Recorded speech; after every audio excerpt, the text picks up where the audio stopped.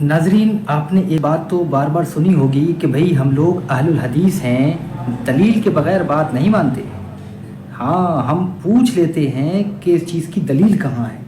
یہ ان کے بیانات میں نے بھی سنا، آپ نے بھی سنا ہوگا کہ یہ مجاز ہے اہل حدیث کا، کہ وہ پوچھتے ہیں کہ جو آپ نے بات بتائی ہے اس کی دلیل کہاں ہے، دلیل دو۔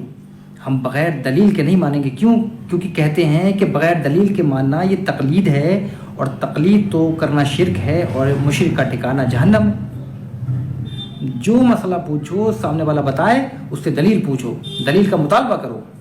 لیکن یہ فقط باتیں ہیں، اس طرح قطعاً نہیں ہے۔ آپ ان کے بیانات سنیں جہاں ان سے سوال جواب کیے جا رہے ہوں، بہت سارے آپ کو مل جائیں گے، وہاں کثرت سے سوالات ہو رہے ہیں اور یہ جواب دے رہے ہیں، اور بالکل دلیل بھی پیش نہیں کرتے ساتھ ساتھ، اور نہ ہی سامنے دلیل کا مطالبہ کیا جا رہا ہے۔ چند مسائل میں آپ کے ساتھ خدمت میں رکھ رہا ہوں، آپ دیکھ لیں۔ وہ مسائل بھی عجیب بتا رہا ہے اور بغیر دلیل کے بھی بتا رہا ہے، اور سامنے جو پوچھنے والے ہیں وہ مطالبہ بھی نہیں کر رہے ہیں۔ تو اس چیز سے ہمیں پتہ چل جائے گا کہ غیر مقلدین اپنی بات میں کتنے سچے ہیں۔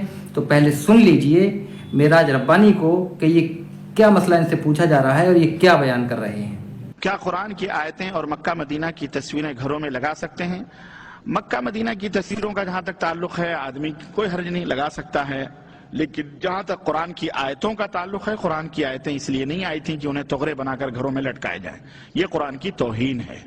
قرآن کو پڑھا جائے اور اس کے مطابق عمل کیا جائے، یہی ہمارے لیے ضروری ہے۔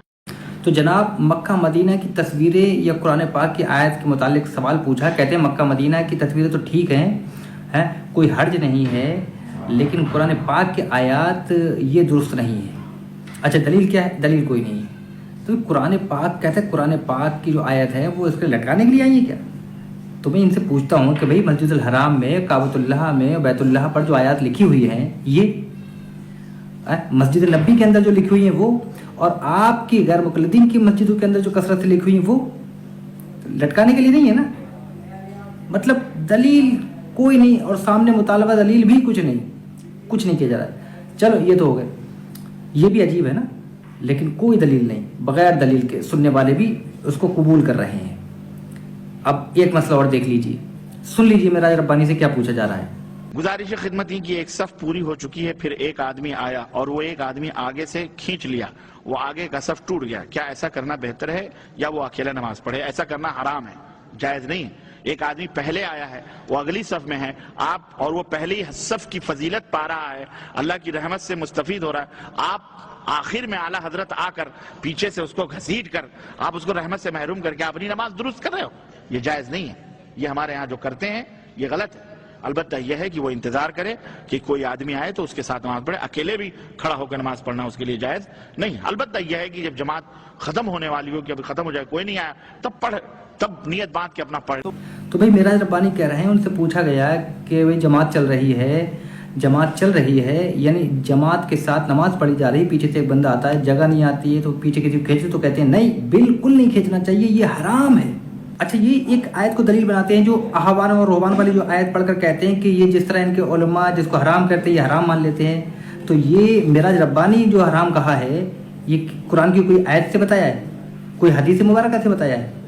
کوئی دلیل نہیں ہے، لیکن سامنے والے مان رہے ہیں۔ یعنی وہی ان کا فتویٰ ان پر چسپا ہو رہا ہے کہ نہیں ہو رہا ہے؟ فتویٰ فٹ ہو رہا ہے نہیں ہو رہا ہے؟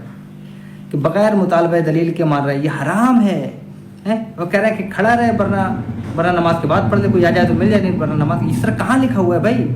کہاں اللہ کے رسول نے فرمایا کہ کھڑا رہے پھر آدمی مل جائے تو شامل ہو جائے، سب بنا لے؟